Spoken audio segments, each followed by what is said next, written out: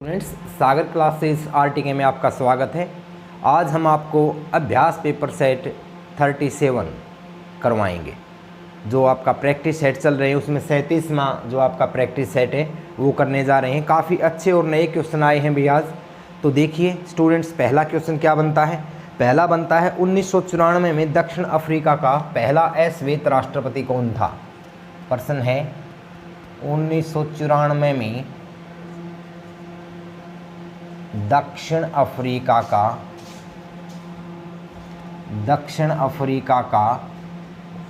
पहला अश्वेत राष्ट्रपति कौन था। तो स्टूडेंट्स, काफ़ी महत्वपूर्ण प्रश्न है ये परीक्षा की दृष्टि से। इसमें कई बार पूछा जाता है इनके बारे में। प्रश्न का उत्तर आ जाएगा नेल्सन मंडेला। नेल्सन मंडेला जो थे स्टूडेंट्स, नेल्सन मंडेला जो है स्टूडेंट्स, जिस तरह से भारत में महात्मा गांधी माने जाते हैं उसी तरह से अफ्रीका में नेल्सन मंडेला को माना जाता है। इनका जो जन्म है वो 18 जुलाई 1918 को होता है। कई बार जन्म पूछ लेता है। जो यूएनओ है स्टूडेंट्स, यूएनओ इनके जन्मदिन को अंतर्राष्ट्रीय नेल्सन मंडेला दिवस के रूप में मनाता है।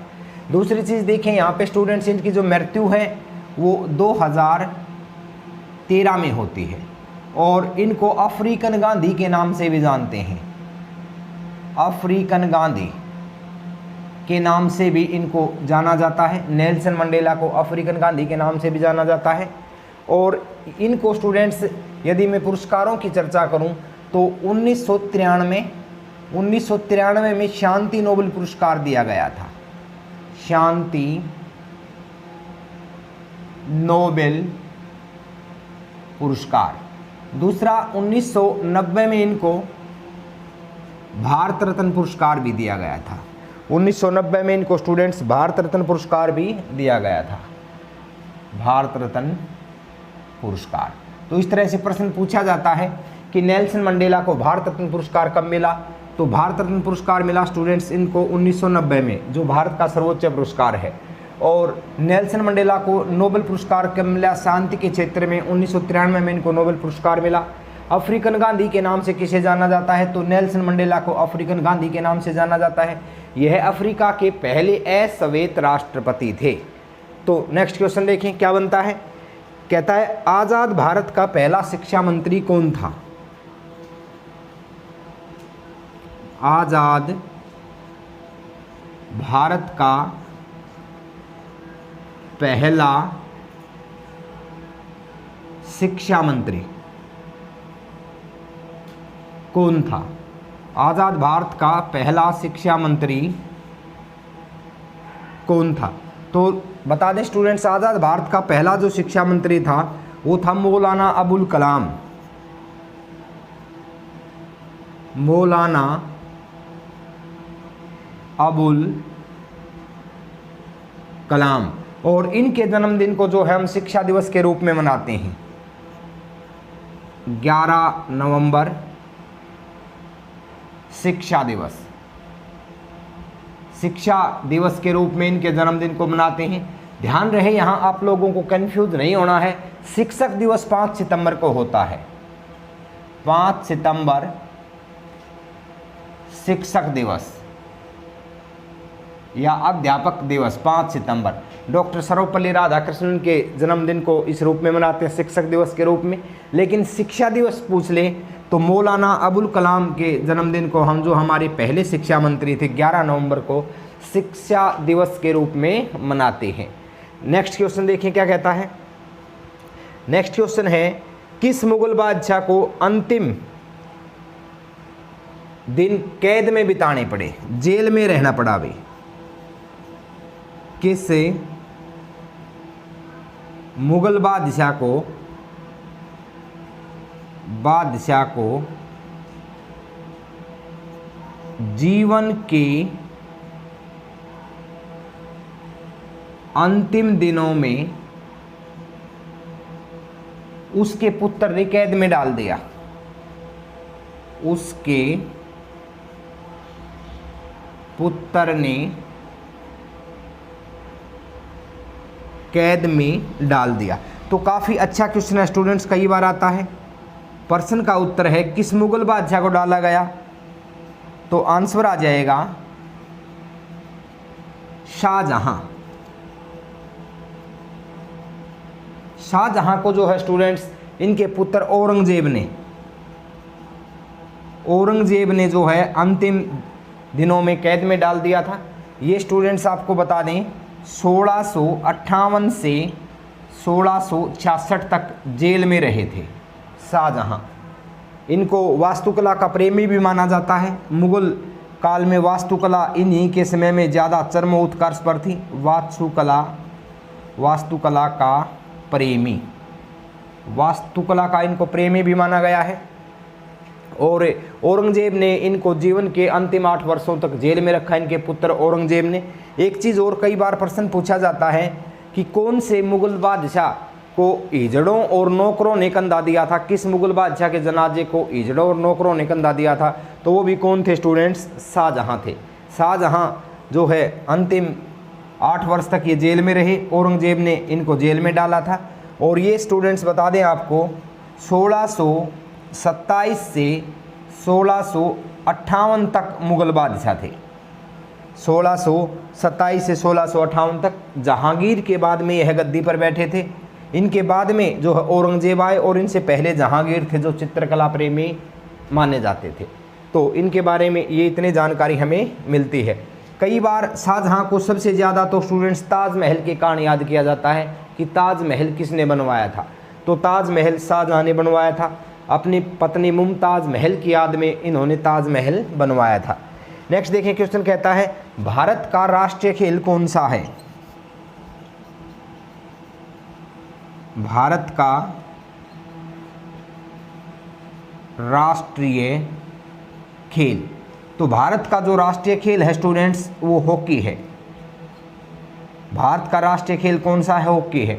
राष्ट्रीय खेलों की एक वीडियो हमने बना करके डाली है, उसमें मुख्य देशों के राष्ट्रीय खेल जो हैं वो लिखवाए गए थे, बताए गए थे, तो उनमें से आप इसको कर सकते हो।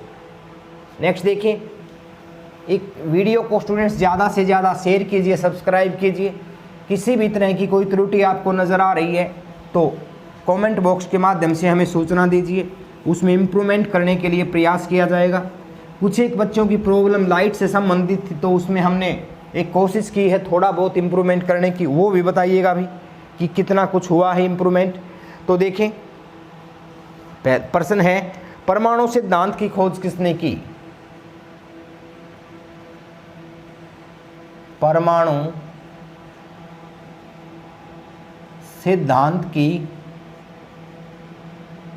खोज, तो परमाणु सिद्धांत की जो खोज है स्टूडेंट्स वो जॉन डाल्टन ने की थी। जॉन डाल्टन, यदि ये पूछ ले कब, तो स्टूडेंट्स ये 1808 में की गई थी। 1808 में जॉन डाल्टन ने जो है वो परमाणु सिद्धांत की खोज की। उन्होंने बताया कि कोई भी पदार्थ है उसका छोटे से छोटा भाग जिसको और टुकड़ों में नहीं बांटा जा सकता वह परमाणु होता है। पदार्थ का वह छोटे से छोटा भाग जिसको और विभाजित नहीं किया जाए वह परमाणु होता है। 1808 में जॉन डाल्टन ने इसके बारे में बताया था। आगे चल करके परमाणु में से भी स्टूडेंट्स इसके 3 मूल कण बता दिए गए थे, प्रोटॉन, न्यूट्रॉन और इलेक्ट्रॉन। कई बार इनके खोजकर्ता भी पूछ लेता है, तो इनके लिए एक सूत्र है स्टूडेंट्स 8 पर नाच। 3 सूत्र हैं। इसे इलेक्ट्रॉन, इसके खोजकर्ता जो हैं वो हैं भी आपके जे थॉमसन। इलेक्ट्रॉन के हैं जे थॉमसन। इसे इलेक्ट्रॉन रहेगा। पैसे जो है वो प्रोटॉन रहेगा, इसके हैं रदरफोर्ड।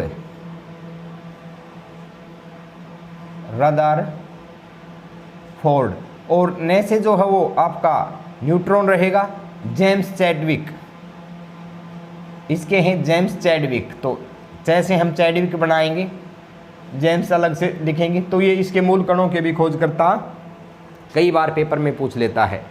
दूसरा प्रश्न है आपका कि भाई भारत के इतिहास में किस युग को स्वर्ण युग कहा जाता है? भारत के इतिहास में किस युग को स्वर्ण काल कहा जाता है? स्वर्ण युग कहा जाता है। स्वर्ण काल मतलब सभी क्षेत्रों में विकास जो है वो चरमोत्कर्ष पर था, तो वो कौन सा युग था स्टूडेंट्स कहा जाता है? तो था गुप्त काल। गुप्त काल में सामाजिक दृष्टि से, राजनीतिक दृष्टि से, आर्थिक दृष्टि से सभी प्रकार से जो है वो विकास हुआ, तो इस कारण से इस समय सीमा को हम कहते हैं स्वर्ण काल। अब देखें, कुछ एक गुप्त काल के राजा भी रहे हैं। समुद्रगुप्त थे, चंद्रगुप्त विक्रमादित्य थे, चंद्रगुप्त प्रथम थे, कुमारगुप्त थे, सकंदगुप्त थे। तो उनके समय में जो है ये चरम उत्कर्ष पर था, इसको स्वर्ण काल कहा जाता है। नेक्स्ट है, वर्ष का लंबा दिन कौन सा होता है? देखिए काफ़ी अच्छा क्वेश्चन है, पहले भी एक दो बार आया है। वर्ष का सबसे लंबा दिन कौन सा होता है? कौन सा होता है?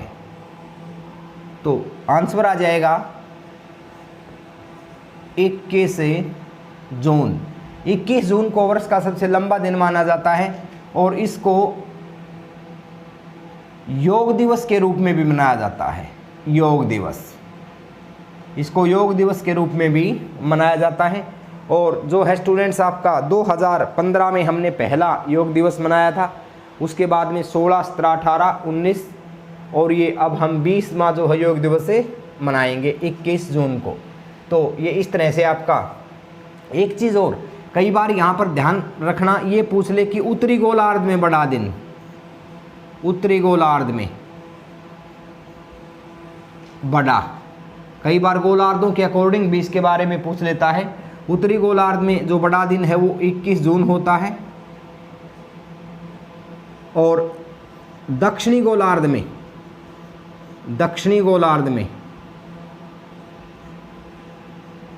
में बड़ा ये स्टूडेंट्स 22 दिसंबर होता है। 22 दिसंबर। अब यहाँ पर यदि छोटा पूछे तो हम इसको पलट देंगे, यहाँ पर छोटा 22 दिसंबर है उत्तरी गोलार्ध में, और यहाँ पर जो है वो छोटा जो है स्टूडेंट्स आपका 21 जून है दक्षिणी गोलार्ध में। कई बार दिन और रात बराबर भी पूछ लेता है, तो दिन और रात बराबर स्टूडेंट्स आपके 21 मार्च और 23 सितंबर, 21 मार्च और 23 सितंबर को जो है दिन रात बराबर होते हैं, दिन रात बराबर होते हैं। एक बार फिर से देख लीजिए क्वेश्चन को, यदि वो उत्तरी और दक्षिणी गोलार्ध का जिक्र ही नहीं करे, चर्चा ही नहीं करे इसकी, और सीधा पूछे वर्ष का सबसे लंबा दिन, तो हमको 21 जून ही बताना है। क्लियर? और इसी को हम योग दिवस के रूप में भी मनाते हैं।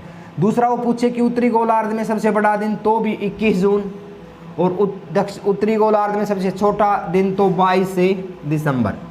अब दक्षिणी गोलार्ध में सबसे बड़ा दिन 22 से दिसंबर और दक्षिणी गोलार्ध में सबसे छोटा दिन 21 जून। दिन और रात बराबर होते हैं 21 मार्च और 23 सितंबर को, तो ये आपको ध्यान में रखना है। नेक्स्ट क्वेश्चन है, राज्यसभा को भंग कौन करता है? राज्यसभा को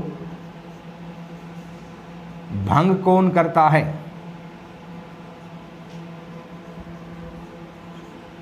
तो ऑप्शन के अकॉर्डिंग प्रश्न आ जाएगा कोई नहीं। बता दें स्टूडेंट्स, राज्यसभा एक अस्थायी स्थायी सदन है। राज्यसभा एक स्थायी सदन है, ये कभी भंग नहीं होता है। इसके 1/3 सदस्य 2 वर्ष में बदलते हैं। 1/3 सदस्य 2 वर्ष में बदल जाते हैं, और समय सीमा जो है सदस्य का काल जो है वो 6 वर्ष होता है, और सदस्य की उम्र जो है राज्यसभा के सदस्यों की 30 वर्ष होती है। और इसकी संख्या के बारे में यदि पूछा जाए तो अधिकतम संख्या 250 हो सकती है, लेकिन वर्तमान में जो संख्या है वो 245 है। और इसमें मनोनीत सदस्यों की संख्या पूछ ले तो 12 सदस्य राज्यसभा में मनोनीत होते हैं। मैक्सिमम जो क्वेश्चन है राज्यसभा से ज़्यादा पूछे जाते हैं आपके पेपर के लेवल के अनुसार, वो यही है भाई। क्या कहता है, राज्यसभा को भंग कौन करता है? तो स्टूडेंट्स, राज्यसभा को कोई भंग नहीं कर सकता है। कैसा सदन है? क्योंकि यह एक स्थायी सदन है। इसके सदस्य 1/3 सदस्य हर 2 वर्ष में क्या हो जाते हैं? बदल जाते हैं, और इसी कारण से यह स्थायी सदस्यता ये बनी रहती है। और इसके सदस्यों का कार्यकाल जो है वो 6 वर्ष के लिए होता है। इसके सदस्यों की उम्र जो है वो 30 वर्ष उम्र होनी चाहिए। और यदि संख्या की बात करें तो स्टूडेंट्स, संख्या जो है वो कितनी होती है? 250 हो सकती है। यहाँ हमें क्या बताना है? अधिकतम हो सकती है। और यदि पूछे कि वर्तमान में है कितनी, तो वर्तमान में 245 है। इसमें से ये लगाओ कि आप भाई 233 जो सदस्य हैं वो तो हैं राज्यों की विधानसभाओं से चुन करके आते हैं, और जो 12 सदस्य हैं वो देश का राष्ट्रपति यहाँ इसमें मनोनीत करता है। 12 सदस्य कला, साहित्य क्षेत्र, कला क्षेत्र, सिनेमा जगत आदि क्षेत्रों में, सामाजिक सेवा, खेल का क्षेत्र, कोई उत्कृष्ट अच्छा प्रदर्शन कर देता है तो राष्ट्रपति उनको मनोनीत करता है। नेक्स्ट देखें क्या कहता है, फ्रांस की राजधानी कौन सी है? एक बार इसको साफ कर लेते हैं। चैनल को स्टूडेंट्स ज़्यादा से ज़्यादा शेयर कीजिए, सब्सक्राइब कीजिए, लाइक कीजिए, और बेल का जो बटन है उसको दबाना न भूलिएगा। बिल्कुल हम टारगेट के बिल्कुल नज़दीक हैं। आप लोगों ने इतने कम समय में जो प्यार दर्शाया है, जो चैनल को इतना इम्पोर्टेंस दी है, उसके लिए मैं आप सभी का आभार प्रकट करता हूं भाई। और बिल्कुल हम टारगेट के नज़दीक हैं, तो शेयर और सब्सक्राइब जल्दी जल्दी चैनल को कीजिए। देखिए क्या कहता है, फ्रांस की राजधानी कौन सी है? फ्रांस की राजधानी,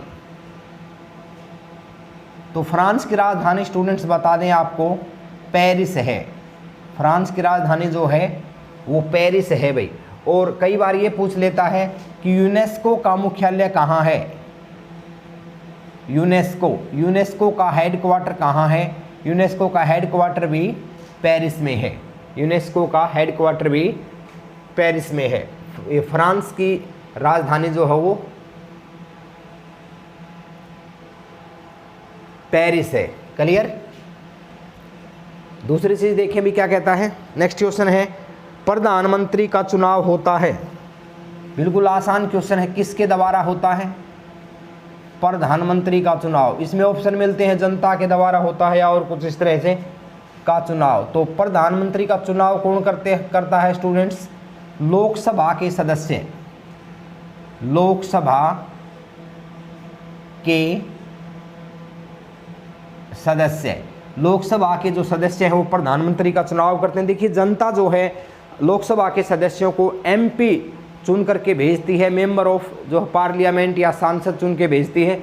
उसमें बहुमत जिस पार्टी का होता है उस पार्टी के सदस्य अपने नेता को जो है वो चुनते हैं, वही देश का प्रधानमंत्री होता है। तो ये आपको ध्यान में रखना है। दूसरा पॉइंट देखिए क्या कहता है, श्रीलंका की राजधानी क्या है? कोलंबो। भारत का पड़ोसी देश है श्रीलंका, भारत के दक्षिण में है। श्रीलंका की राजधानी तो आपको ऑप्शन में मिलेगा कोलंबो। कोलंबो जो श्रीलंका की राजधानी है। और नई राजधानी जो है स्टूडेंट्स, श्री जयवर्धने कट्टे। जयवर्धने कट्टे। तो इस तरह से इसकी 2 राजधानियां हैं। श्रीलंका की पड़ोसी देश है। जिस तरह से ये आपका मान लिया ये भारत है, ये भारत है दक्षिण भारत, ये यहाँ पे स्टूडेंट्स श्रीलंका है। कई बार इसके बीच में ये पूछ लेता है कि कौन सी स्टेट है, तो पाक जलडमरू मध्य।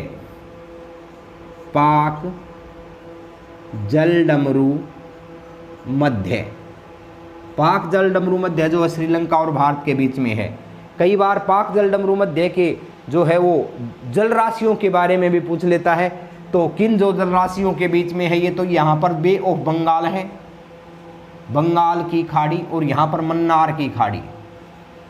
ये भी आपको ध्यान में रखना है, मन्नार की खाड़ी और ये बंगाल की खाड़ी। भारत की सबसे बड़ी खाड़ी बंगाल की खाड़ी है। यहाँ पे स्टूडेंट्स आपका खंबात की खाड़ी है, यहाँ पर कच्छ की खाड़ी है, 4 ही खाड़ियाँ हैं भारत में। तो दूसरा क्वेश्चन देखें क्या कहता है। क्वेश्चन है फतेहपुर सीकरी को किसने बनवाया। फतेहपुर उत्तर प्रदेश में है ये। फतेहपुर सीकरी को किसने बनवाया।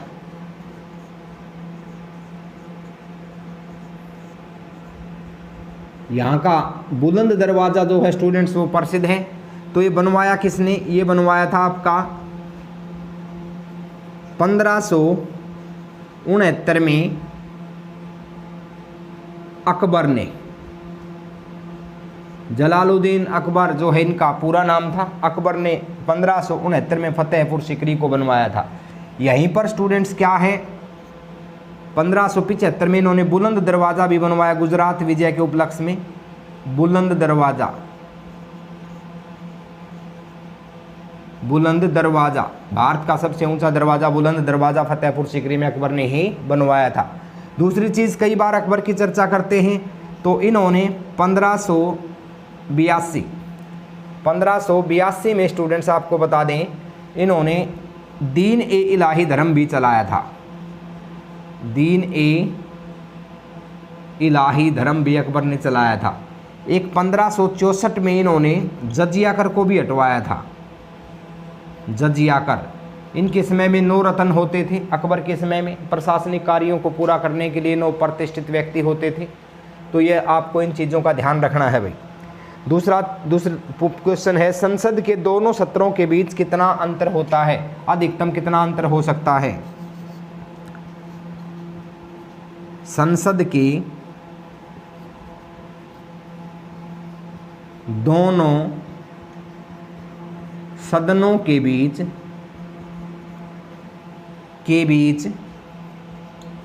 मैक्सिमम अंतर कितना हो सकता है। के बीच अधिकतम अंतर 6 महीने, 6 माह का जो है अंतर हो सकता है। यदि स्टूडेंट्स राष्ट्रपति चाहे तो पहले भी बुला सकता है, लेकिन 6 महीने से ज़्यादा वो टाइम ज़्यादा नहीं दे सकता है, आपको ध्यान रखना है। नेक्स्ट है गरबा का लोक नृत्य। गरबा कहाँ का लोक नृत्य है। गरबा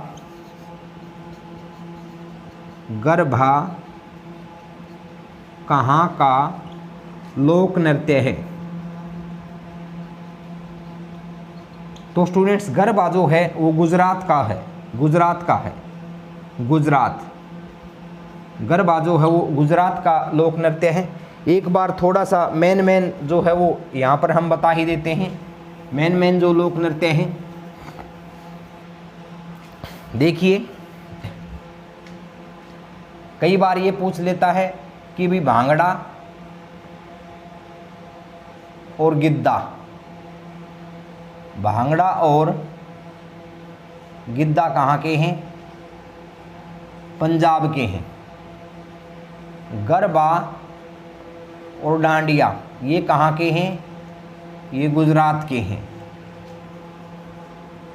घूमर जो है वो कहाँ का है। घूमर ये स्टूडेंट्स राजस्थान का है। नौटंकी, छपेली ये आपके उत्तर प्रदेश के हैं। और भाई कथक जो है स्टूडेंट्स आपका उत्तर भारत। और आपका यक्षगान कर्नाटक। और सबसे इम्पोर्टेंट और ज़रूरी है स्टूडेंट्स कथकली और मोहिनी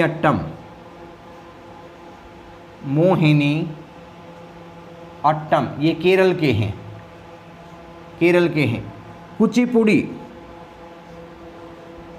कुचिपुड़ी आपको बता दें आंध्र प्रदेश का है। और कलपक्कम तमिलनाडु का है। ओडिसी उड़ीसा का है। ओडिसी जो है वो उड़ीसा का है। मणिपुर का है। तो इस तरह से प्रमुख नृत्य जो हैं वो आपकी परीक्षाओं में आ सकते हैं। एक त्योहार भी है स्टूडेंट्स, नृत्य भी है।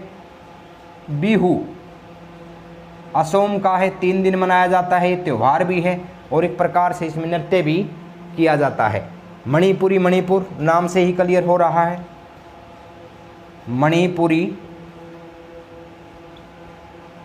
मणिपुर। तो भांगड़ा गिद्दा पंजाब, गरबा डांडिया गुजरात, घूमर राजस्थान, नौटंकी छपेली उत्तर प्रदेश। तो ये प्रमुख जो है भारत के नृत्य हैं, तो इनमें से आ ही जाता है एक आध क्वेश्चन।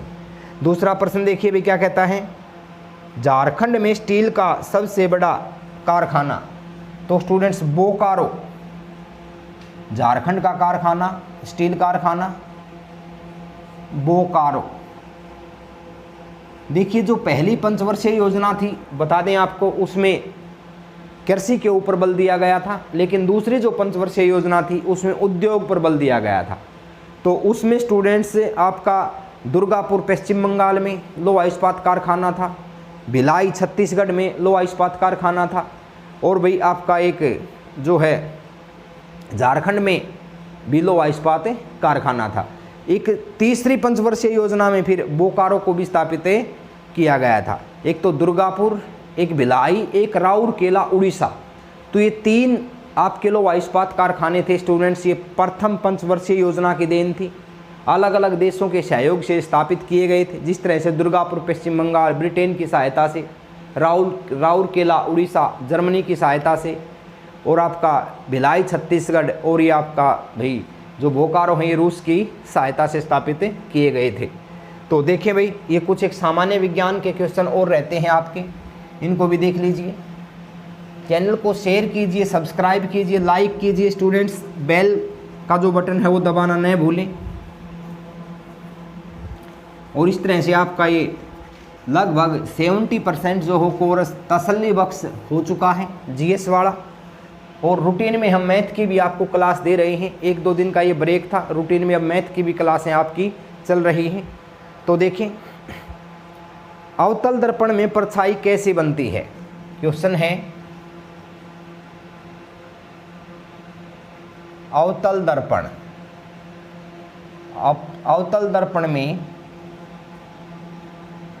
परछाई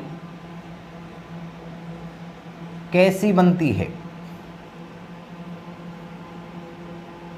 तो आंसर आ जाएगा अवतल दर्पण में परछाई वास्तविक बनती है। भाई ऑप्शन के अकॉर्डिंग कैसी बनती है, वास्तविक। कई बार इनके प्रयोग आ जाते हैं, ध्यान रखना, अवतल और उत्तल दर्पण, अवतल और उत्तल दर्पण के प्रयोग आ जाते हैं। तो देखिए जो उत्तल दर्पण है स्टूडेंट्स, तो गाड़ियों का साइड शीशा, गाड़ियों का साइड जो दर्पण होता है वो हमेशा उत्तल दर्पण होता है। जो पीछे आते हुए वाहन को देखने के लिए, कार, बाइक, मोटरसाइकिल, स्कूटर, जो भी परिवहन के साधन हैं, उसमें साइड में लगा हुआ शीशा होता है पीछे से आने वाले वाहनों को देखने के लिए। लेकिन इसके अतिरिक्त जो क्वेश्चन बनते हैं, जैसे कि कान नाक की जांच, कान नाक की जांच करते हैं डॉक्टर, कौन सा प्रयोग करते हैं, अवतल दर्पण करते हैं।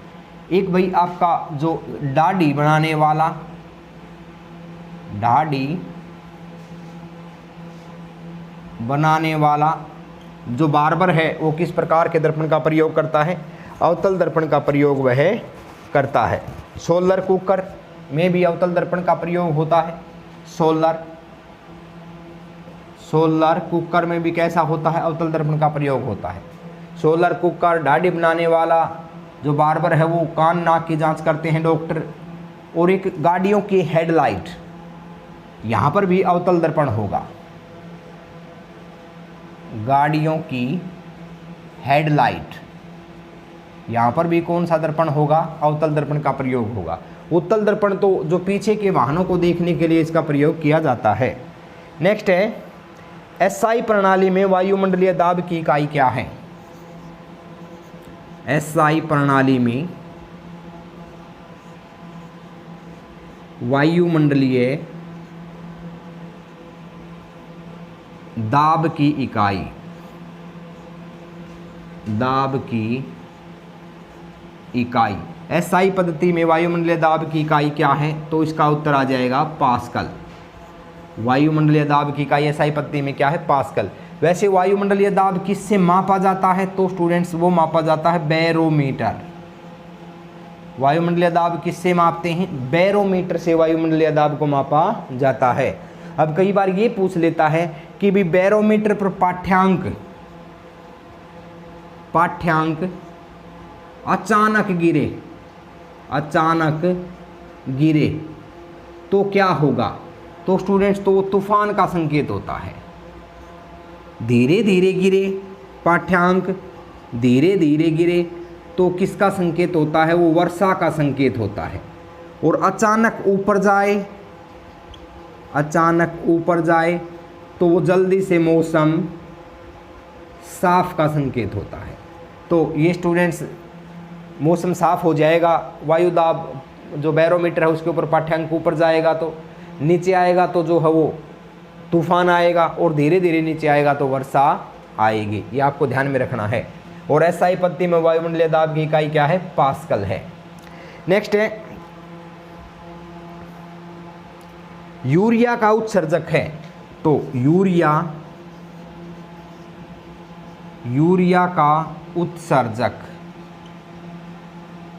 का उत्सर्जक स्टूडेंट्स नाइट्रोजन है। नाइट्रोजन। नेक्स्ट है खाने के नमक का सूत्र क्या है? साइंस के क्वेश्चन है ये छोटे छोटे। खाने के नमक का सूत्र तो NaCl। खाने के नमक का सूत्र क्या है? NaCl है। नेक्स्ट क्वेश्चन देखें, कौन सी गैस वातावरण को प्रदूषित नहीं करती? काफ़ी बार ये क्वेश्चन पूछा गया है, और ये क्वेश्चन हमेशा आपको बता दें ऑप्शन के ऊपर डिपेंड करता है। इसका कोई एक जो फिक्स आंसर नहीं है। एक बार इसको साफ कर लेते हैं।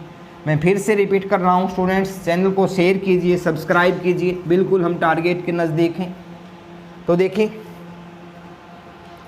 कौन सी गैस वातावरण को प्रदूषित नहीं करती? कौन सी गैस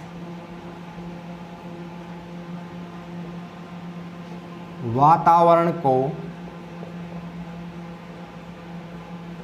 प्रदूषित नहीं करती? तो ऑप्शन के अकॉर्डिंग यहां आपका आंसर आ जाएगा ऑक्सीजन। ऑक्सीजन जो है वातावरण को प्रदूषित नहीं करती। O2 इसका रासायनिक सूत्र है, और वायुमंडल में इसकी उपलब्धता 21% है। आपको ध्यान में रखना है। आग जलाने के लिए भी यही गैस सहायक होती है, और यह प्राणवायु है। प्राणवायु कौन सी गैस होती है? ऑक्सीजन जो है वो प्राणवायु होती है, और आग जलाने में सहायक होती है। आग जलाने में सहायक, आग जलाने में यह सहायक होती है। नेक्स्ट क्वेश्चन है, ओजोन का सूत्र क्या है? ओजोन का सूत्र क्या है? तो आंसर आ जाएगा, ओजोन का जो सूत्र है वो है आपका O3। और इसकी मोटाई किस में मापते हैं?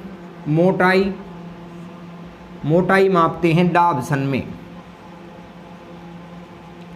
ओजोन संरक्षण दिवस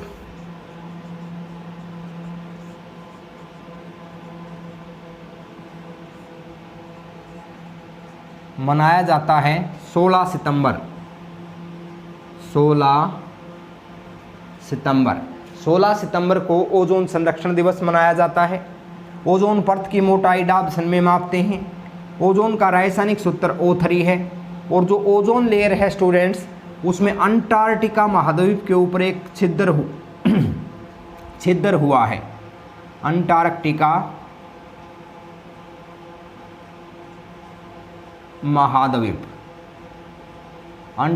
महाद्वीप के ऊपर ओजोन परत में छिद्र हुआ है। कई बार ये पूछ लेता है कि छिद्र का कारण क्या है, तो छिद्र का कारण है CFC या क्लोरोफ्लोरोकार्बन, और इसका उत्सर्जन कहाँ से होता है? फरीद से, एसिड से, श्रृंगार उत्पादों से इसका उत्सर्जन होता है। नेक्स्ट है फलों का खट्टा होना का क्या कारण है? तो किण्वन, फलों के खट्टे होने का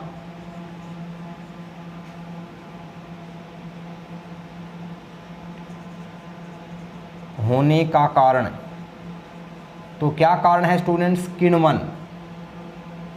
किण्वन जो है फलों के खट्टे होने का कारण है, किण्वन विधि।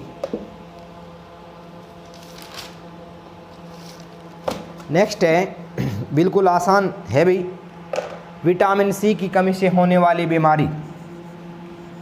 विटामिन सी की कमी से होने वाला रोग कौन सा है? होने वाला रोग, तो विटामिन सी की कमी से होने वाला रोग जो है वो स्कर्वी है, स्कर्वी। कई बार ये पूछ लेता है कि घाव भरने में सहायक कौन सा विटामिन है? घाव भरने में सहायक विटामिन सी है। दूध में कौन सा नहीं होता? विटामिन सी नहीं होता, दूध में विटामिन सी नहीं होता। तो किस में पाया जाता है विटामिन सी? खट्टे फलों में पाया जाता है, सिट्रस फ्रूट्स में यह पाया जाता है, आंवला है, नींबू है, संतरा है, किन्नू है, इनमें यह पाया जाता है। नेक्स्ट है रिकेट्स की कमी से होने वाली बीमारी, तो साफ कर लेते हैं भाई। चैनल को स्टूडेंट्स शेयर कीजिए, सब्सक्राइब कीजिए, ज़्यादा से ज़्यादा बच्चों तक फैलाइए। देखिए क्या कहता है, रिकेट्स की किसकी कमी से होता है? प्रश्न है रिकेट्स किसकी कमी से होता है? तो प्रश्न का आंसर आ जाएगा विटामिन डी। विटामिन डी की कमी से रिकेट्स की बीमारी होती है और इसमें हड्डियां कमज़ोर हो जाती हैं। यह विटामिन जो है स्टूडेंट्स, सूर्य के प्रकाश की उपस्थिति में हमारा शरीर इसको बनाता है, हमारा शरीर इसका निर्माण करता है। हमारी जो त्वचा है उसमें कुछ एक ऐसी कोशिकाएं होती हैं जो इस विटामिन को बनाती हैं, तो इसकी कमी से रिकेट्स की बीमारी होती है। यह बीमारी बच्चों में पाई जाती है और यही बीमारी जब बड़ों में हो जाए तो उसको ओस्टियोमलेशिया के नाम से जाना जाता है। नेक्स्ट है आयोडीन की कमी से होने वाला रोग कौन सा है? तो देखिए आयोडीन की कमी से होने वाली बीमारी, आयोडीन की कमी से बीमारी कौन सी होती है? तो इसको हम गायटर बोलते हैं भी, गायटर, या इसको गलगंड भी कहा जाता है। ये आयोडीन की कमी से होने वाली बीमारी है। इसमें थायराइड जो ग्रंथि होती है गले में, उसका आकार बढ़ जाता है, तो इसमें आयोडीन की कमी से होती है। और आयोडीन एक व्यक्ति को कहाँ से प्राप्त होता है? नमक से प्राप्त होता है, नमक से। नेक्स्ट है एक कोशिका जीव बताओ। एक कोशिका या एक कोशिकीय या सिंगल सेलुलर या यूनिसेलुलर, एक कोशिका, एक कोशिका जीव। तो एक कोशिका जीव कौन सा होता है? अमीबा। ऑप्शन के अकॉर्डिंग अमीबा एक कोशिकीय जीव है। वैसे युगलिना है, पैरामाइसियम है, ये सारे एक कोशिकीय ही जीव होते हैं। अमीबा है। नेक्स्ट है प्लाज्मोडियम है भाई। नेक्स्ट है सबसे लंबी आयु होती है, तो किसकी आयु होती है? कछुए की। सबसे लंबी आयु किसकी होती है? कछुआ। कछुआ की उम्र जो है वो सबसे ज़्यादा मानी जाती है भाई। नेक्स्ट है सूर्य के प्रकाश में कौन सा विटामिन होता है? तो हम बता चुके हैं इन देखा जाए तो सूर्य के प्रकाश में स्टूडेंट्स आपके प्रश्न के अकॉर्डिंग जो है उत्तर विटामिन डी है, लेकिन सूर्य के प्रकाश में एक्चुअली में विटामिन डी होता नहीं है, हमारी त्वचा उसकी उपस्थिति में उसका निर्माण करती है। हंसाने वाली गैस कौन सी है? हंसाने वाली गैस, हंसाने वाली गैस, तो हंसाने वाली जो गैस है स्टूडेंट्स वो है आपकी N2O, nitrous oxide. Nitrous oxide को हंसाने वाली गैस भी कहा जाता है। नेक्स्ट है बेरी बेरी रोग किसकी कमी से होता है? तो देखें भाई, बेरी बेरी रोग, बेरी बेरी रोग किसकी कमी से होता है? तो स्टूडेंट्स विटामिन बी की कमी से बेरी बेरी होता है। इसमें त्वचा सूख जाती है, बाल झड़ जाते हैं, मसूड़ों से खून आते हैं, तो विटामिन बी की कमी से यह बीमारी होती है। अब आप विटामिन की खोज जो है स्टूडेंट्स फंक ने की थी, लेकिन एंडेजोल विटामिन बी की खोज किसने की थी? ये आप लोगों के लिए प्रश्न है। आप इसके बारे में नेक्स्ट जो है कमेंट्स बॉक्स में बताएं। नेक्स्ट जो हमारी वीडियो आएगी उसमें इसका उत्तर हम आपको बताएंगे। देखते हैं कि कितने विद्यार्थी सही आंसर देते हैं कि विटामिन बी की खोज किसने की थी। तो ये था भाई आपका आज का लेक्चर। उम्मीद है कि आपको पसंद आया होगा, तो इसको ज़्यादा से ज़्यादा शेयर कीजिए, सब्सक्राइब कीजिए स्टूडेंट्स। जय हिंद, जय भारत।